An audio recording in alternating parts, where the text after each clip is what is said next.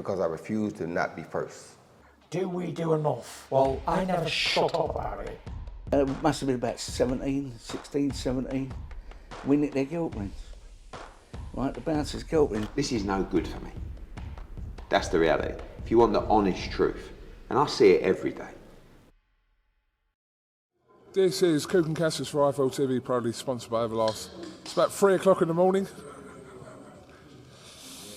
Well, Eddie Hearn said it. You got some fucking bollocks, Mr. Wood. That man has got a set of bollocks on him.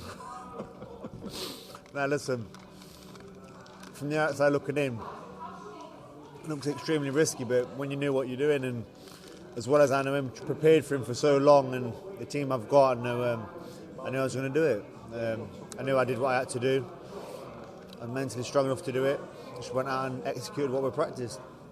Rematches in general, especially after a stoppage or a knockout loss, are a big gamble. And you know they're a big gamble because you're probably contemplating in your head and thinking to yourself, am I making the right decision, going back straight in with him? But you, after 2 days after, made it very clear to Ben Davison and also Eddie that, no, I want this rematch. Yeah, you know, I just wanted to put it right. I never thought he's better than me. I never thought, like, I can't win. Just in my head was put it right. I made a silly mistake, and it couldn't have come quick enough. If I could have done it quicker, I probably would have. You were obviously very comfortable during the fight, but with someone like Lara, because he has that in him, that can carry out throughout the whole 12 rounds. So I suppose your corner team, everyone watching, your family, your friends, etc., thinking this needs to go to the wire, as in round 12 has got to end before it ends, if that makes sense.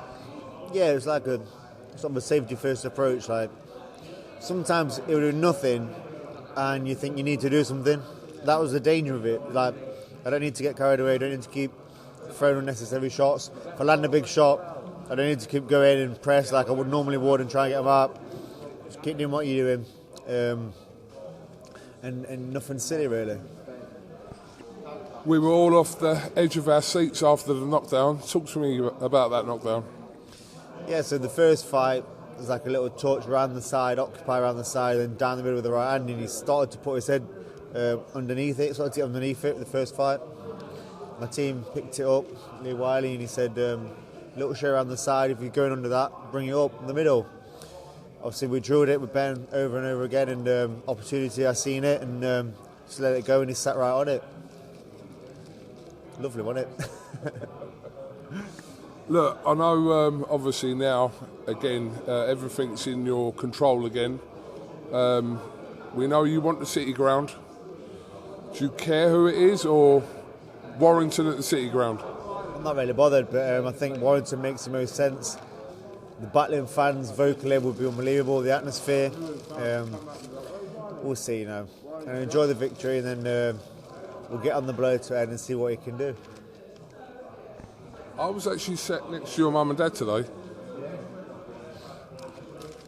I couldn't believe how many people came up from Nottingham. I half thought, like, oh, maybe I shouldn't do the Mulligan Tyre. I thought if Mulligan Tyre comes on and no one sings, I'd be like, not deflated, but I'd be a bit like, oh. But I just thought, you know what, I'm just going to go with it. And I went with it, and oh God, the noise it made, it was like being at home. And all night, round 12 stands out, like they just started singing round 12, and I was like, it picked me up, and it just got me over the line. And then after the fight as well, you know, it's a massive thank you to all the travelling fans that came up. Can't thank them enough. I'm just going to play you a little clip here.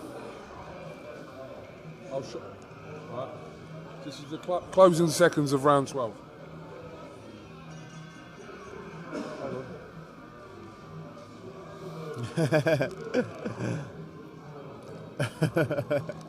I think they had a bigger relief than me, my mum and my family, and that. My Aunt Sue, look. Your Aunt Sue there, yeah. Yeah, it must be a big relief for them. You know, it's hard, like, getting flattened the first time around, then a fast turnaround, and everyone's like, does he know what he's doing? Do you think he knows what he's doing?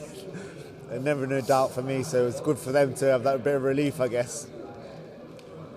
Overall, though, performance-wise, perfect for you?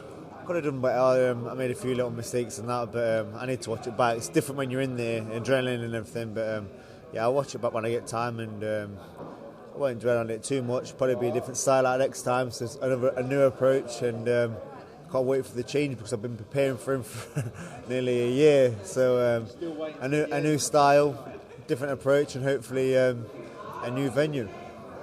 Just finally, listen, the last sort of 12 to 14 months have been an absolute roller coaster from you, from the Conlan fight to Lara 1, now Lara 2. It's been a mad period of time.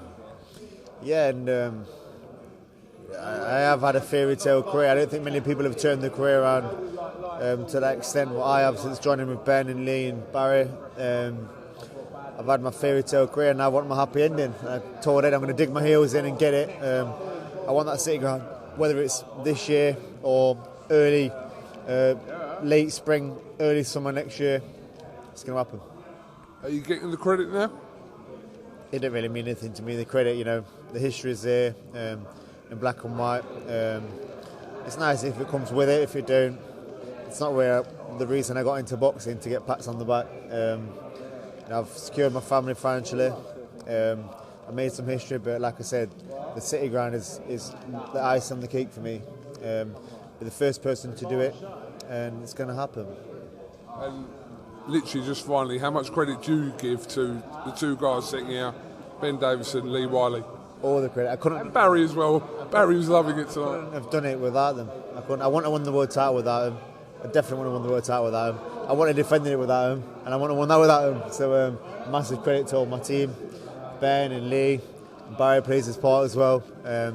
Honestly, I said it in the presser as well. Like what they're doing down there, they're like leading the way. One of the best trainers in the world, and I say it now in these interviews, and you'll go back in 10 years' time, like Leigh said, he was a very good trainer, and they're going to take over. You'll see it bit by bit.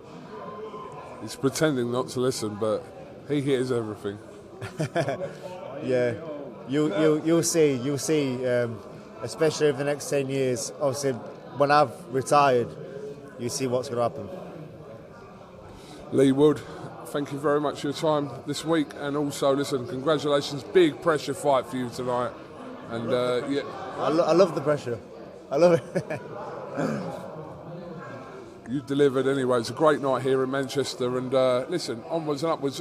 Just a word on Michael Conlan as well. That obviously suffered a knockout loss to Lopez, and Lopez is becoming a real problem in that weight category. Yeah, I mean, I feel for Mick.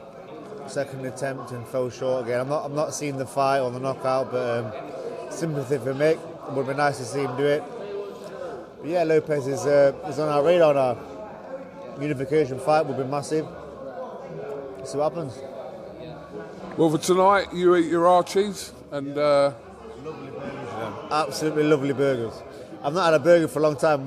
After the last fight, I took my kids away to Dubai. Did a bit of training out there. I was having salads. It's not bad a salad in the sun, is it? I was having a few salads. I kept my weight down, straight back into camp. So it's been a very long time. So I'm enjoying this food right now. Yeah. right, we'll let you eat it. Leigh Wood, thank you very much. Congratulations. Great night for Leigh Wood and Team Wood. And yeah. One to remember. Top man. Thank you very much, Leigh Wood.